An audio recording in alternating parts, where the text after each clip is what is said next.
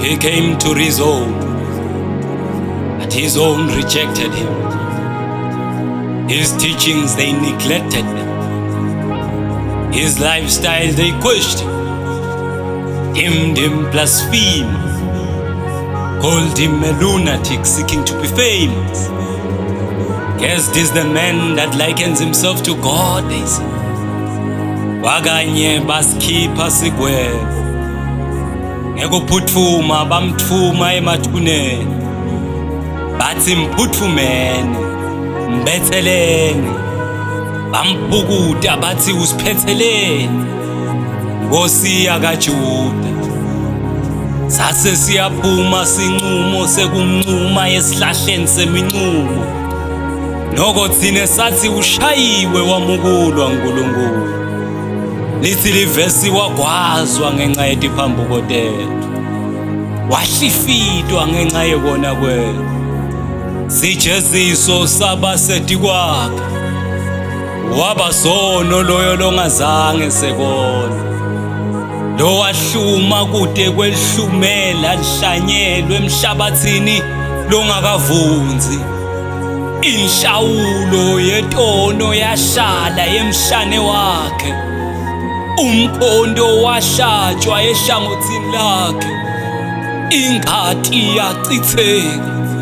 Waqubuka liqibi lelisha lesivumelwano. Lichilo lachithwa eGolgotha. Asisagezi ngengati yetimfu netikhova kukhomba kuhlengwa. Ngeliwundlu lelaplatshwa kanye kwaba kuphela. Lo wamemeda wathi kuphelele. Umhlaba wesaba kumhlanekela. Loyo lo wamhlela. Sibhakabhaka sembatha lifu lelimnyama simbhacela. Lilanga lafiphana limbalekela. Wagebisa inhloko umhlaba wadliwa mahloni. Wase uyafihlwa emathuneni.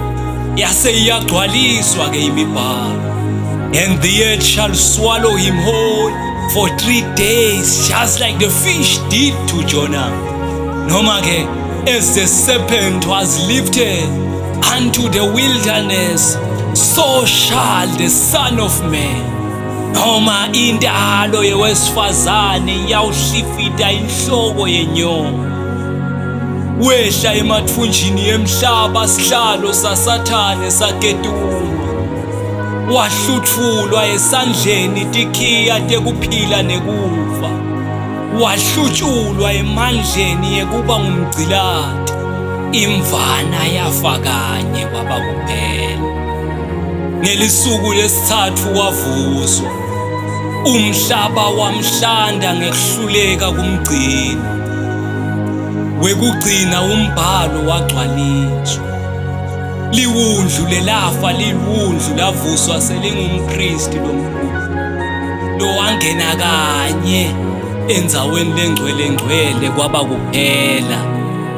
Asisagezi ngengati yetimvu netikhova kukhomba kuhleka.